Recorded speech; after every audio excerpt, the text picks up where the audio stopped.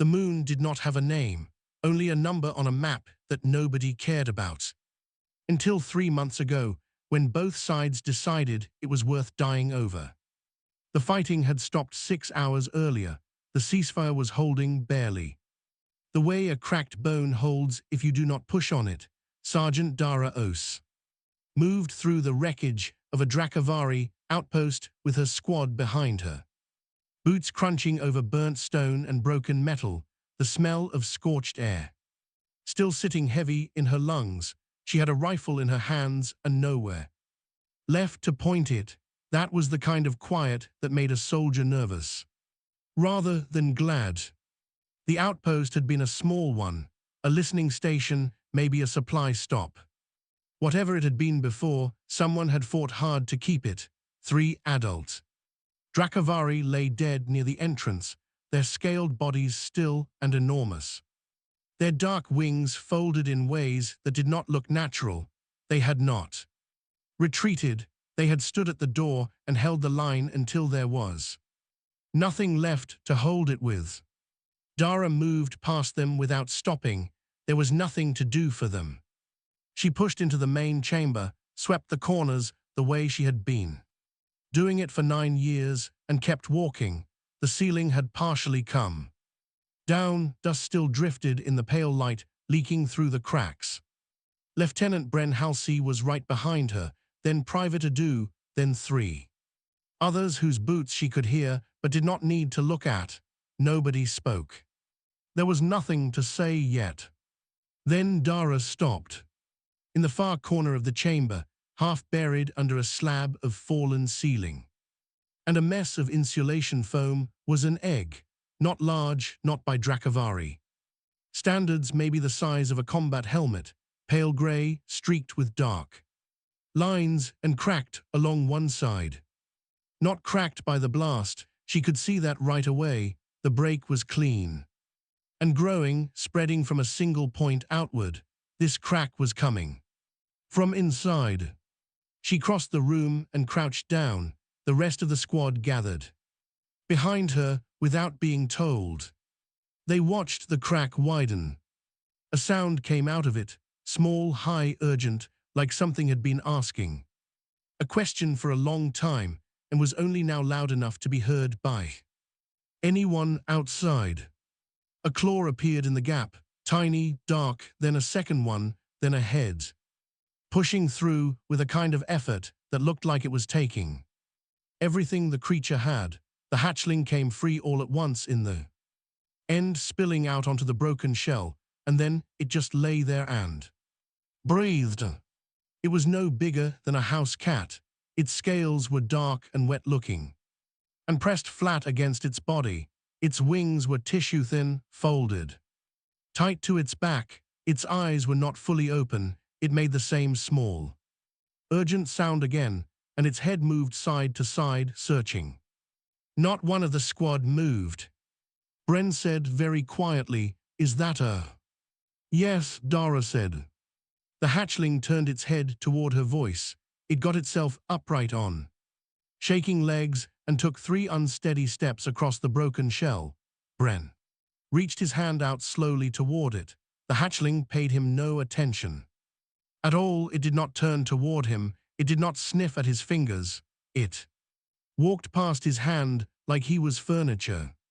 It walked to Dara.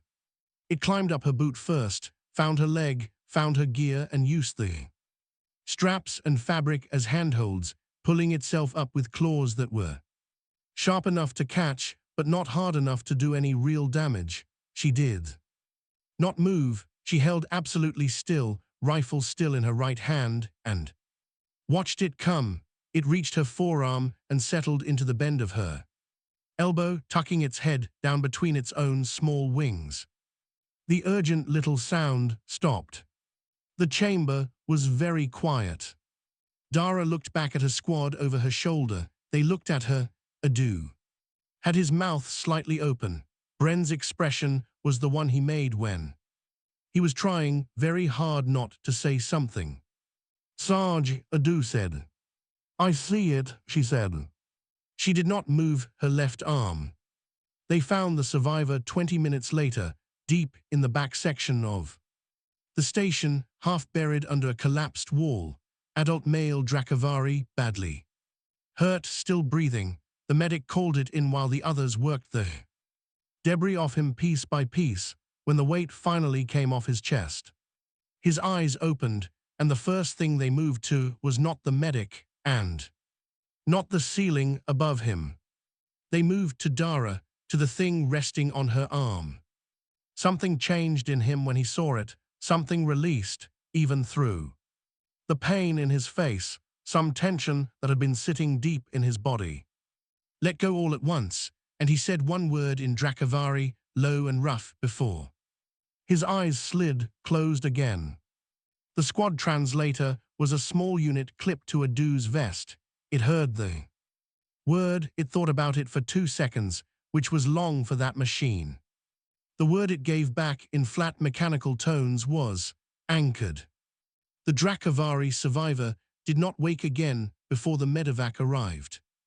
Dara stood in the middle of the wrecked chamber with his words still in the air and a dragon hatchling asleep in the bend of her arm. Asleep, she noticed, not just still. Its small ribcage rose and fell in a slow and even rhythm that had not been there 10 minutes ago. Whatever had been wrong before was not wrong now. She thought about putting it down. She thought about the 3 adults dead at the door who had not run. She thought about the egg that had been half buried under the rubble, which meant someone had been carrying it somewhere when the attack hit and had not made it. She thought about one word in a language she did not speak, said by a wounded soldier to describe a newborn that had crawled onto a stranger's arm. Anchored. Bren came to stand beside her. He looked at the hatchling for a while. Then he said, "What do we do with it?" Dara thought about it for a moment. "We carry it," she said. And she did. Nobody had told Dara what to do with a dragon hatchling. There was no regulation for it.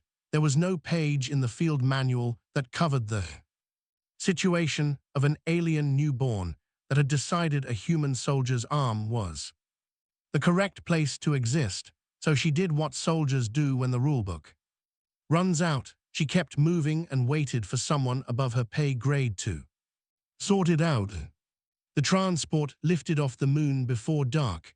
Dara sat in the back row of the troop bay, rifle across her knees, sky curled in the crook of her left arm, and she watched the ceiling and did not sleep around her. The squad dozed or stared at nothing. Bren sat one seat over and kept glancing sideways at the hatchling with the look of a man trying to decide if what he was seeing was real. At some point between the moon and the Accord, the hatchling had opened its eyes fully for the first time. They were dark, with a faint inner light, and they looked at things with a focus that did not seem like it should belong to something born 4 hours ago. It looked at the bay walls. It looked at the other soldiers. It looked at the viewport and went still for a long moment, staring at the stars the way a person stares at something they recognize but cannot name. Bren had watched this and said, very quietly, "Sky." Dara had not agreed and had not disagreed. The name had stayed anyway. The way things do when the right word lands in the right moment.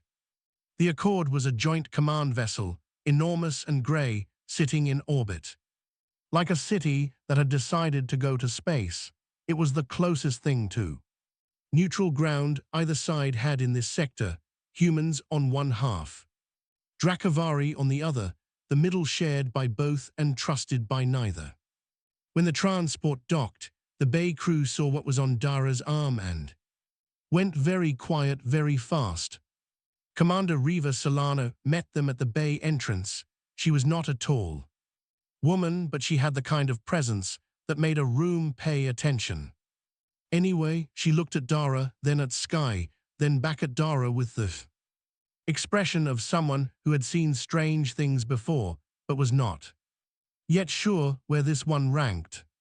"Report," she said. "Outpost sweep, ma'am. Found a wounded survivor and an egg. Egg hatched. During the sweep, the hatchling came to me. I did not initiate contact. Put it down. Dara crouched and held her arm near the floor. Sky looked at the ground. Looked at Dara, pressed flat against her sleeve. It is not going, ma'am. Solano's jaw moved once. That was an order, Sergeant. I understand, ma'am. It is not listening to me either. Solano looked at the hatchling for 3 full seconds. Then she said, "Get the Dracavari liaison up here." Archivist Sela arrived in the docking bay 12 minutes later. She was small for a Dracavari, which still meant she was head and shoulders above every human in the room. She was young as far as Dara could judge. And she moved with the careful precision of someone who had spent a long time learning to exist in spaces that were not built for her. When she saw Sky on Dara's arm, she stopped walking and said something in Dracavari that the translator box caught and gave back as, "This should not be possible." "That is also not reassuring," Bren said. Sela came closer and crouched to look at Sky at eye level. Sky looked back at her without moving. No chirp, no lean, no recognition, just a long, flat look, and then it turned its head back toward the warm interior of Dara's elbow. "When did it hatch?" Sela asked. 4 hours ago, roughly." Sela stood up slowly. "It has imprinted," she said. She was choosing her words with care, like a person building something that might fall over. "What you are seeing is a warmth anchor bond." She explained it there in the docking bay, while the crew pretended not to listen. From 3 meters away, Dracavari hatchlings were born without the ability to regulate their own body temperature.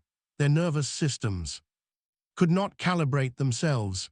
For the first weeks of life, they needed an anchor, a living being whose heartbeat was steady and whose body was warm, and the hatchling's biology would follow that signal the way a ship follows a beacon. It was not a choice. It was not affection. It was how the species survived infancy at all.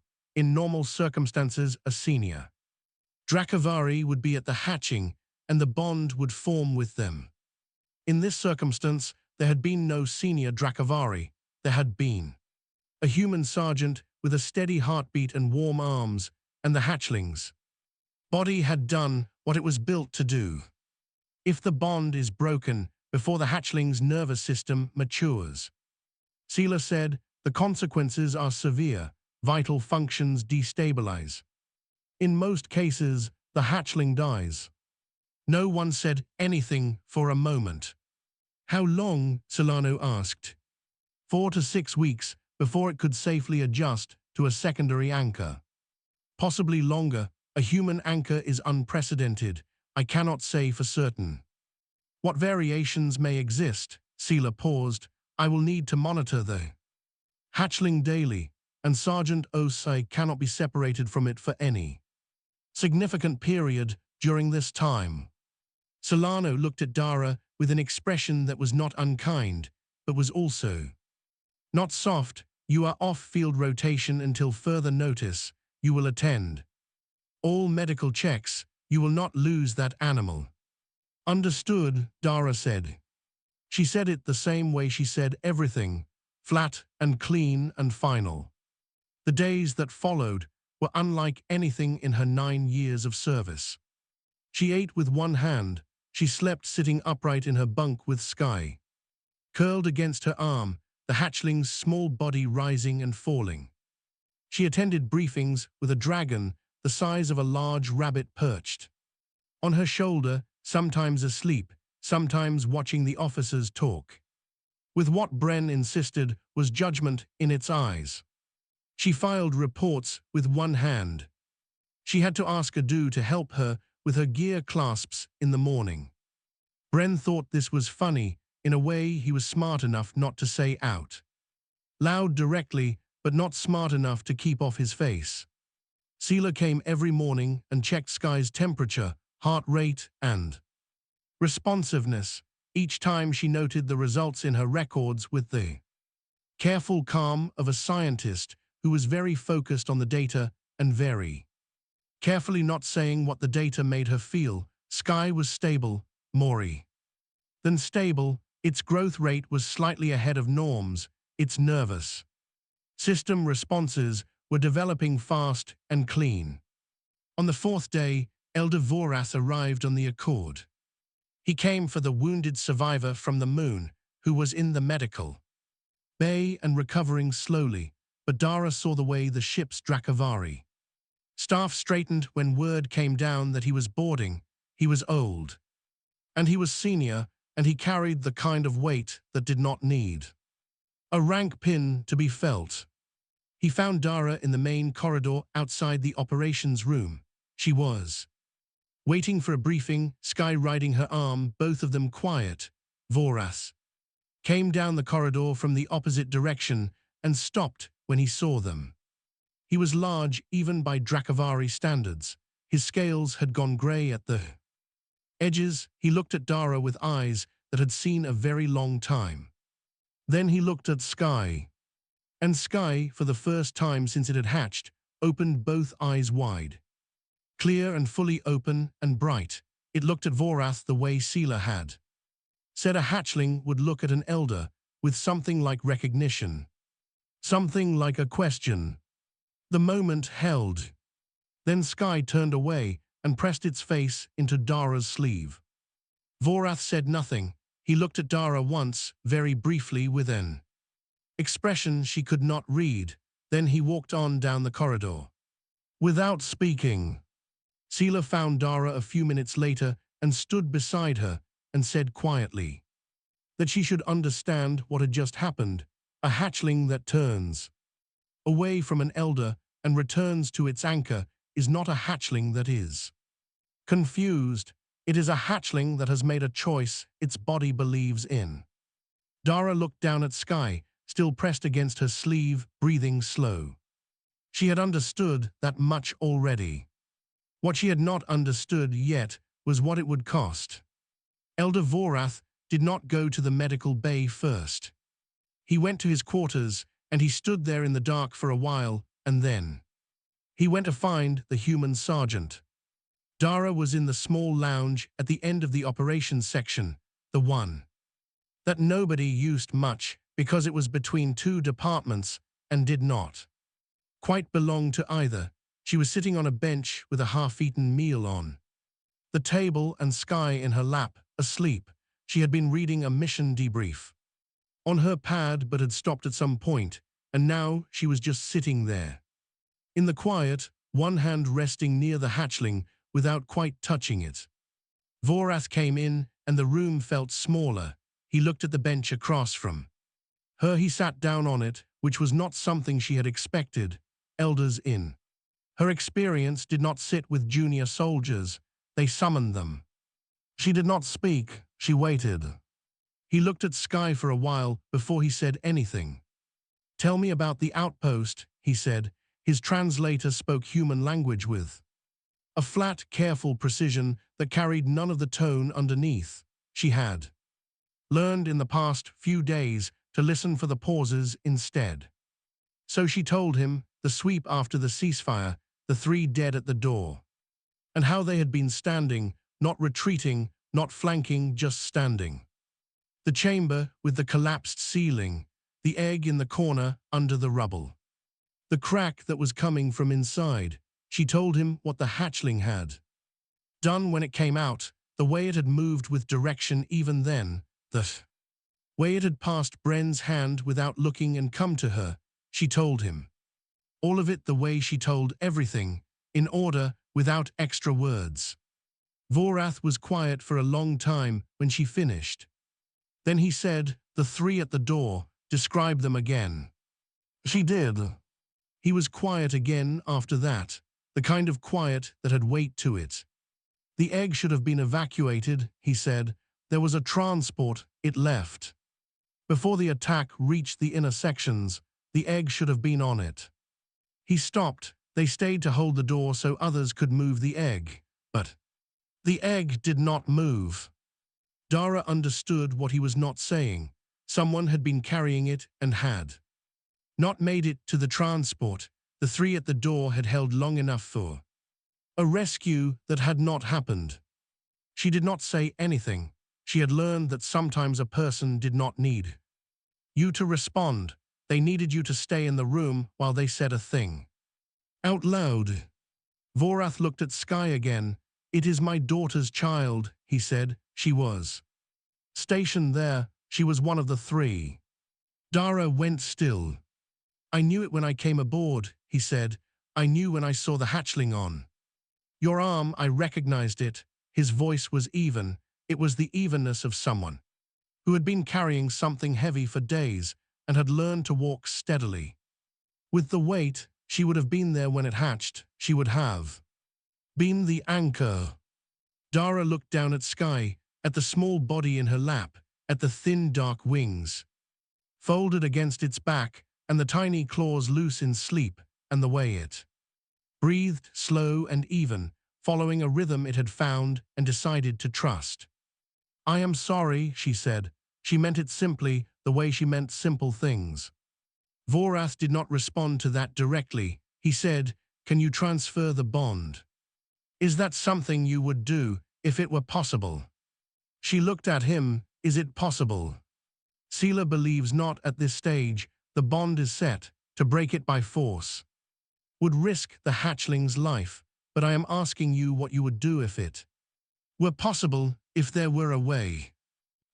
Dara thought about it honestly, because he deserved that. "Yes," she said, "if it would not hurt it, yes. It belongs with its own kind.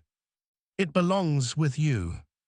He studied her face. Dracavari were hard to read, but she was getting better at it. She thought what she saw there was not suspicion exactly. It was something more like the way a person looks at a door they did not expect to find unlocked. "Most species in this coalition," he said carefully, "would not say that. Most would find reasons to keep it. It is a Dracavari hatchling. There are those who would call that an advantage." "I am not interested in advantages," she said. "It came to me because I was there and its body needed something to follow. That is not the same as it being mine." Another long pause. Sky shifted in her lap, made a small sound, settled again. Vorath said, "In our history, the warmth anchor bond has only ever formed between Dracavari. The anchor carries not only warmth, but also something of themselves, the way they breathe, the way their heart moves. The hatchling learns the world first through the body of the anchor." He paused. "My grandchild is learning the world through a human heartbeat." "I know," she said. "Do you understand what that means for it?" "Not completely," she said, "but I'm not going to drop it." She had not planned that sentence. It came out the way things come out when you stop thinking and just say the true thing. Vorath looked at her for a long moment. Then he stood. He was very large. Standing up, he moved toward the door and then stopped, not quite turning back. "The Dracavari word for the anchor," he said, "is Vayak. It means the one who holds when everything falls." He paused. "In all our recorded history, that word has only ever described one of our own." He left. Dara sat in the empty lounge, with Sky breathing in her lap, and the word sitting in the air where he had left it. Sela found her there a little later and said that Vorath had requested she provide him with all medical data on Sky's development, that he had also formally withdrawn his objection to the current arrangement, at least privately, at least for now, that this was not a small thing for a Dracavari elder to do. Dara nodded. Sela hesitated, then said, "He did not speak to you like an obstacle. He spoke to you like a person he needed to understand." Another pause. "That is also not a small thing." Bren showed up 20 minutes later, looking for food, and found Dara still on the bench, still not moving. He looked at her face. He looked at Sky. He sat down, opened his ration pack, and ate in silence without asking any questions, which was the best thing he could have done, and some Exactly what he did. Outside the viewport at the end of the lounge, the stars were the same. As they always were. Sky woke up briefly, looked at them, made it small. Low sound, and went back to sleep. Dara stayed where she was and did not think about very much at all. Sometimes that was the right thing too. The attack came from nowhere and from everywhere at once, the way the worst ones always do. It was not the faction they had been fighting on the moon. It was a third group, smaller, with nothing to lose and a point to prove, and they hit the accord in the early hours when most of the ship was running on a skeleton. Crew and the officers who should have been watching were not quite watching. 3 boarding craft punched through the outer hull in different sections. The alarms went off like a wall of sound. Dara was awake before the second alarm pulse. She was on her feet before. The third, old habit, the body learns to move before the brain finishes. Waking up, and that is not something you unlearn once you have it. Sky was awake too. The hatchling had been sleeping curled against her side, and now it was upright, and its eyes were wide, and it was making a sound she had not heard before, low and fast, somewhere between a growl and a distress call, the ship's vibration, the alarm tones, the sudden shift in atmosphere as vents changed pressure in the corridors, all of it was wrong to a nervous system still learning what right felt like. Dara's combat instinct said, "Gun position, Sector 4, report in, move." Her arm said, the hatchling was gripping her sleeve hard enough that it would take force to remove it, and force would frighten it, and a frightened hatchling whose nervous system was not yet mature could spiral fast. She stood in her quarters for exactly 2 seconds making this calculation. Then she opened her comm. "Halsey." Bren's voice came back scratchy with sleep and adrenaline. "Sarge, I'm on my way to position." "What?" "You have my section, report in for me." A pause. "You're not coming." "Not yet, go." She clicked off before he could ask more. She pulled on her vest one-handed. The way she had learned to do everything, clipped her sidearm and moved out into the corridor. The Accord was a large ship. The attackers had hit the cargo bays and the engine section. Operations, crew quarters, and the medical bay were in the inner sections, which were sealed off by emergency bulkheads. She was not in the fighting. She was in the part of the ship that was supposed to be safe, which meant she was also not able to do anything useful, and that was a particular kind of hard for a person like her. She found an alcove in the main corridor, sat down with her back against the wall, and held Sky against her chest. The hatchling was trembling, not from cold, from the sound and vibration of a ship under attack, from a reality its body was not built to process. Alone, its small claws were in the fabric of her vest, and its face was pressed down, and its breath was fast. Dara put her right hand over it, not pressing, just covering, the way you cover a lamp flame against wind. She felt it breathe. She started talking. Not about the battle, not about the ship or the attackers or the protocols. Running through her head, she talked about the town where she had grown up. A place near a wide river that flooded every spring and turned the lower fields into temporary lakes that the local kids would float through on old cargo pallets. She talked about what the rain sounded like there, heavy and warm and nothing like the dry metallic nothing of space. She talked about a dog her family had owned when she was young, a large, stupid animal of great personal loyalty and no common sense, who had once fallen into the flooded field and needed to be pulled out by 3 people and had looked profoundly unbothered by the whole experience.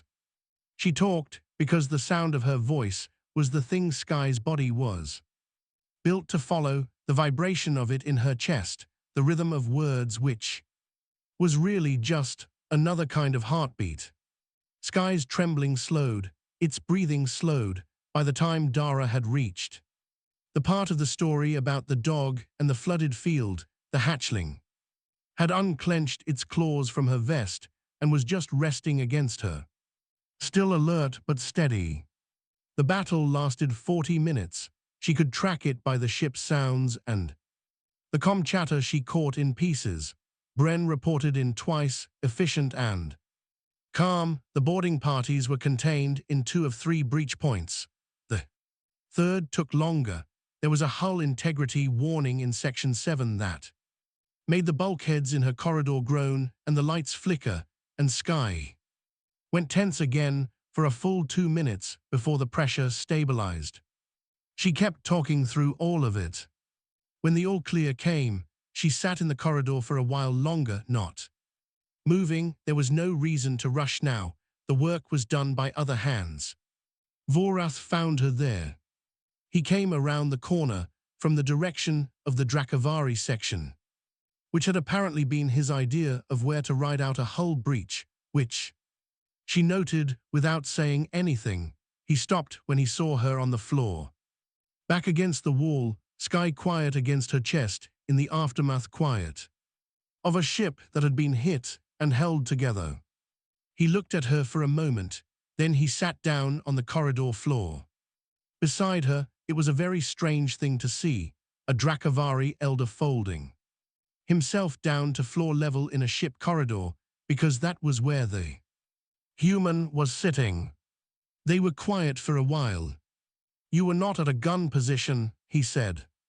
"No. You chose to stay with the hatchling instead of fight."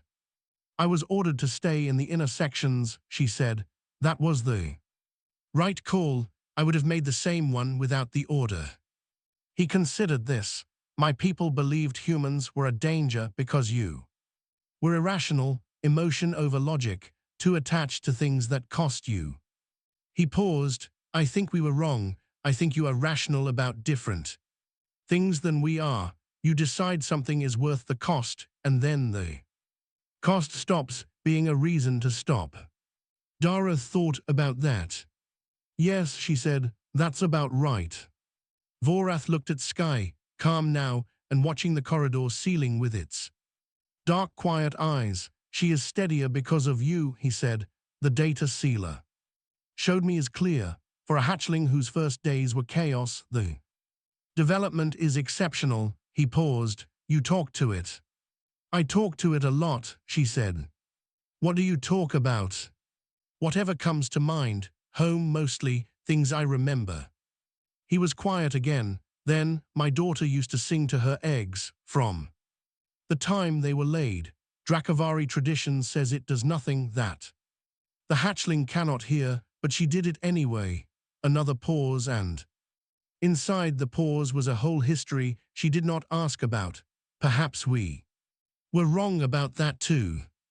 Bren came around the corner at a jog, saw them both sitting on the floor, and stopped with a look on his face that cycled through several things before landing on carefully neutral. "Everyone all right?" he said. "Yes," Dara said. Bren looked at Vorath. Vorath looked at Bren. Then Bren sat down on the floor on Dara's other side, because apparently that was just what was happening now, and said, "Good fight. Section 4 held clean." "Good," Dara said.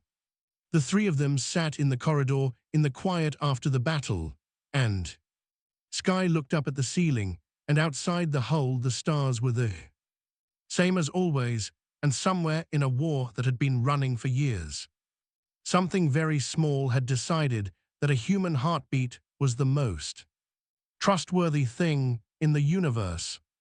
The galaxy would hear about it. It always does. What it made of it would take longer to know. 3 months is a long time to be grounded. Dara had never been grounded before. In 9 years of service she had taken exactly 4 days of medical leave, 2 of which she had spent filling in paperwork from her bunk, because lying still without a task made something behind her eyes go tight and restless. She was not built for sitting. She was built for moving through places with a purpose, and a clear line between what she was protecting and what she was protecting it from.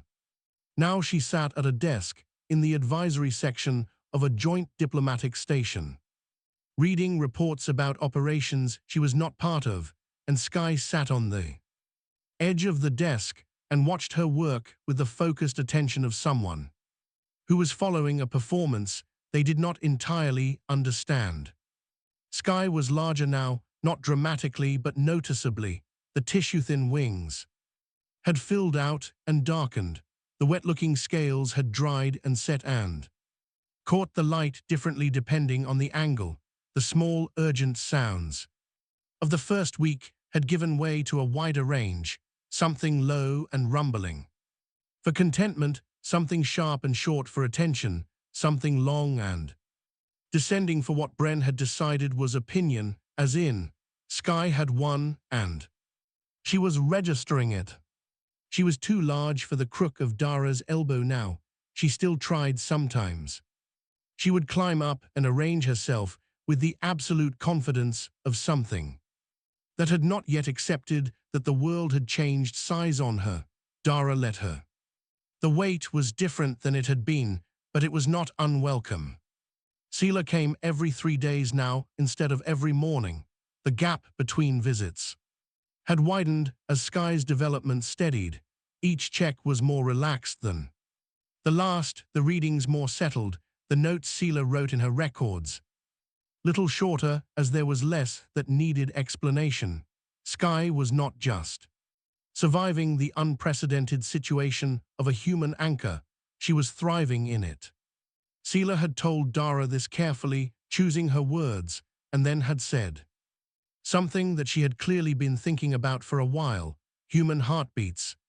She said were different from Drakavari ones, not better or worse, just different. More variable.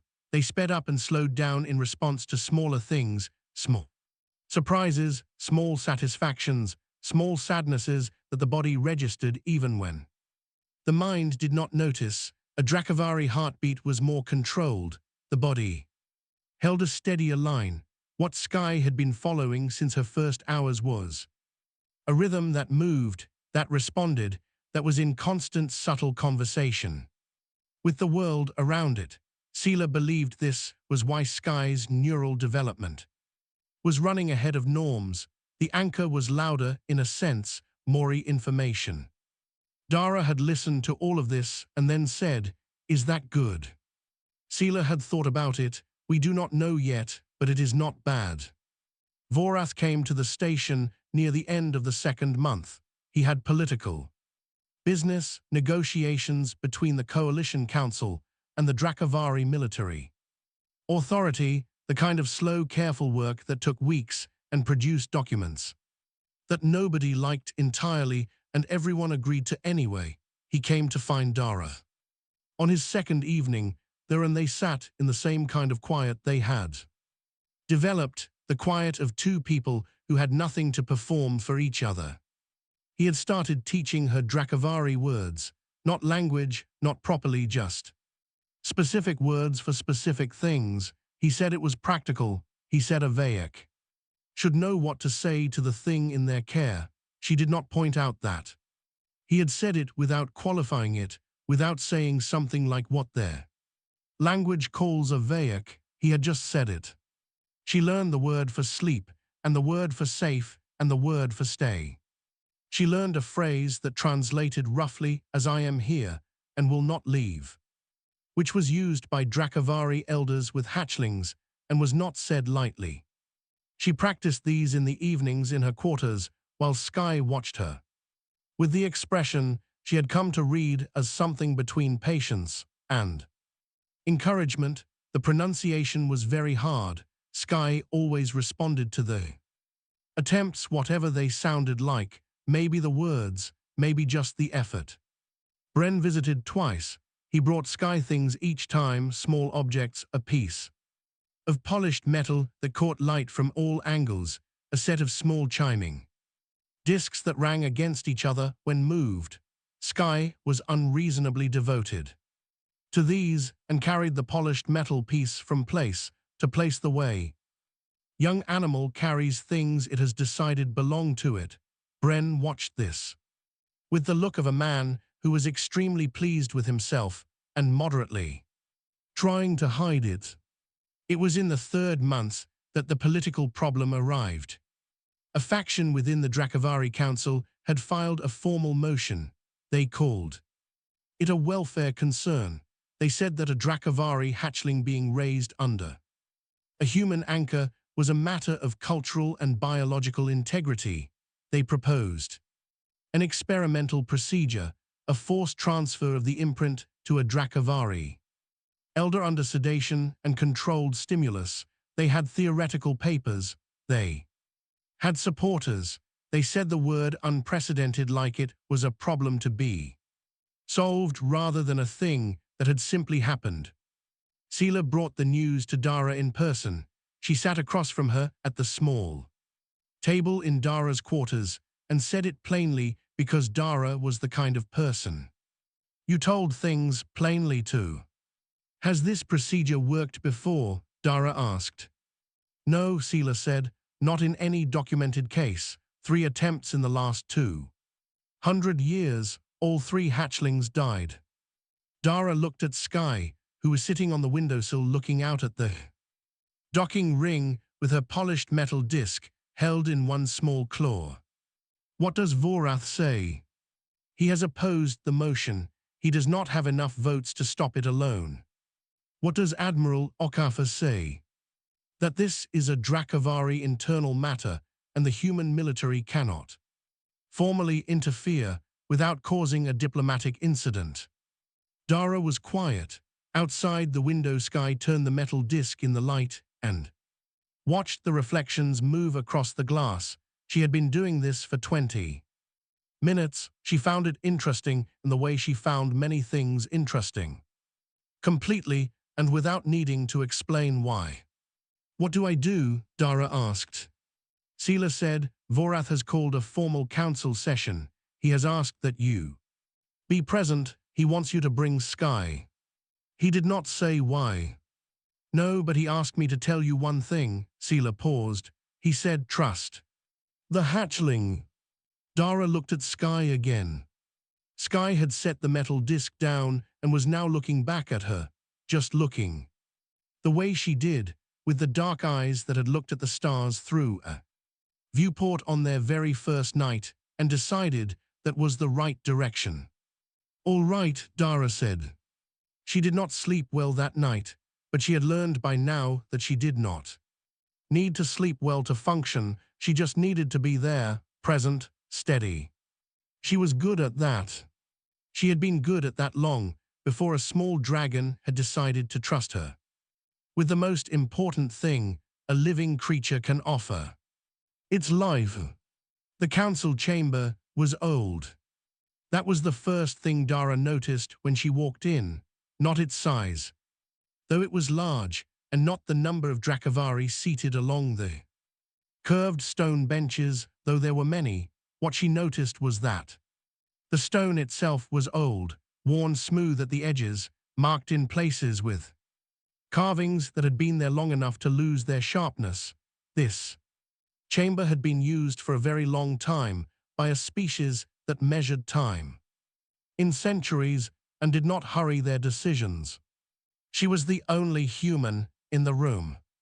Sky was on her shoulder, not because Dara had put her there, because Sky had climbed up while they were walking through the corridor outside, and Dara had let her, and now they entered together, Dara in her dress uniform. Sky balanced on her left shoulder, with her wings slightly open for balance, and her eyes moving across the room with the particular attention of a young thing seeing something new and taking it seriously. The room went quiet when they walked in. Vorath was already at the front. He stood to one side in the way that meant he had not yet spoken. He looked at Dara when she entered. He looked at Sky. His face was unreadable, but she was better at reading him now than she had been 3 months ago, and what she read was not calm. It was something that was trying to be calm and working hard at it. She was shown to a place near the front to one side, not a speaking position. Not a seat of authority, just here, stand here, be seen. She stood there and she held still in the way she had learned to hold still, which was not the stillness of someone frozen, but the stillness of someone with nothing to prove. The opposition spoke first. There were two of them, senior in rank and in years, and they made their case with precision and without anger. The bond was unprecedented. A Dracavari hatchling belonged within Dracavari culture. The implications of a human anchor were unstudied, and the long-term effects on identity, on development, on the hatchling's ability to function within her own species later in life were unknown.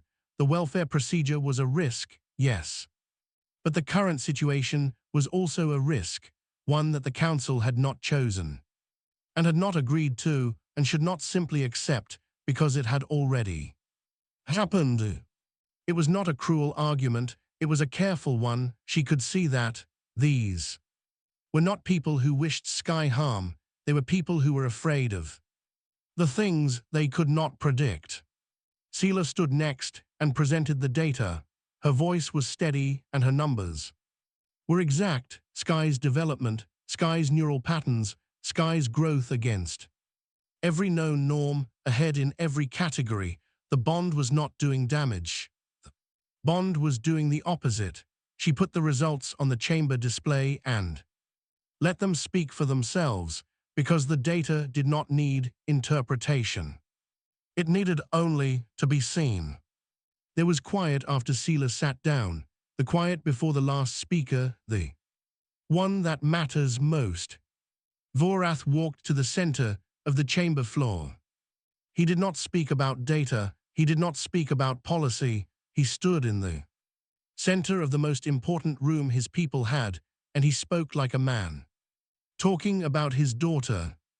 He said he had gone to the moon outpost, expecting to bring back a body, and instead had found a hatchling alive in the hands of a human soldier who had not been asked to carry it, had not been trained to carry it, and who had carried it anyway with a steadiness that the bond had recognized, even if no Dracavari law had words for it yet. He said he had sat with that soldier in corridors and in quiet rooms and had watched what she did, not what she said. What she did, night after night, mission after mission, she had put the hatchling first in the way that the Dracavari word Vaic described, the one that holds when everything falls, and she had never once spoken that word out loud or asked for anything for it.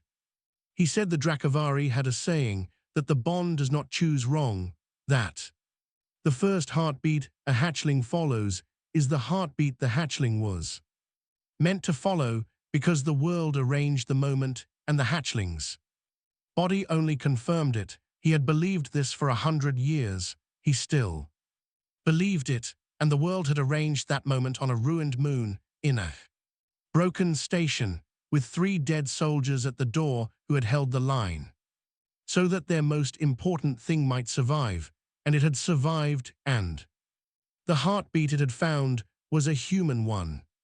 He said that they could call the procedure, they had the votes to call it. He would not stop them, but he asked them to consider what they were saying.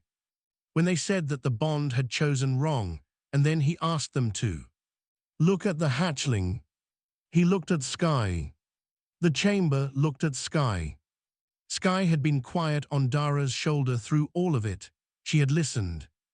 In the way she listened to things, which was with her whole body, not just her eyes. When the silence of the whole chamber landed on her, she did not flinch. She looked back at the room the way she looked at everything, with the clear, flat attention of a creature that had been alive for 3 months, and had not yet been taught what was too large for it to face.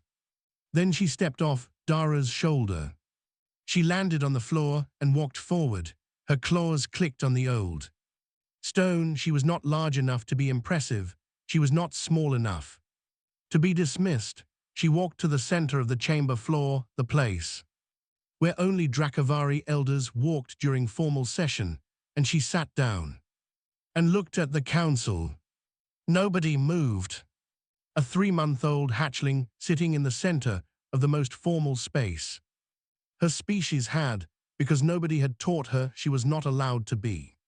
There because she had grown up on the shoulder of a human soldier who had never once treated the space she was in as too important for her. Dara did not move either. She stood where she had been standing, and she watched Sky sit in the center of that old stone floor and look at 30 Drakavari elders with the eyes that had first opened in a ruined outpost, and found a human arm and decided that was enough. The first council member to look away was from the opposition. Then a second, then the rest, not in defeat but in the particular way. Person looks away when something has answered a question they did not know how to ask. The vote was not close. The procedure was rejected. Sky would remain with Dara for the duration of the bond. When the bond released naturally, as it would in time, Sky would begin formal elder training under Vorath's supervision. And then Vorath did one more thing.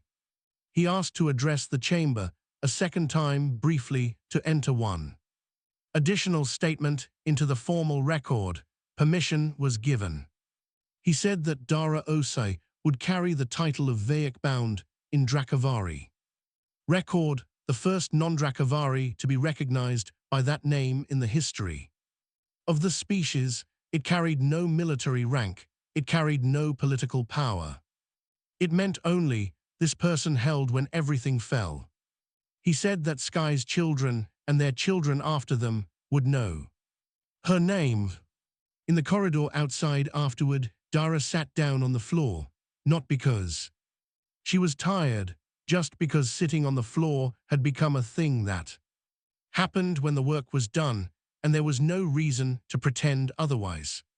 Sky climbed into her lap and arranged herself with the confidence of a creature who had just walked into the most important room of her species, and sat down in the middle of it and would not be doing anything differently. If given the chance to go back, she tucked her head under Dara's chin, too large for that. Technically, she did it anyway.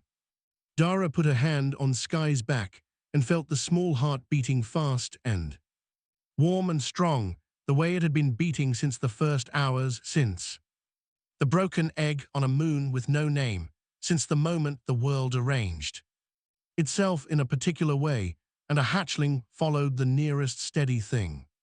She did not say anything. Bren found them like that 20 minutes later. He stood in the doorway of the corridor and looked at the two of them on the floor, and his face did the thing it sometimes did, the thing he never put into words because words would have made it less. He came in and sat down on the floor beside them without asking and without being asked. The three of them stayed there for a while in the quiet after something had changed, while the galaxy went on around them, as galaxies do, carrying its old wars and its new agreements, and all the space between the stars, where small things happen that take a very long time to understand. Sky looked up at Dara once. Dara looked back. Nothing needed to be said. It never really had.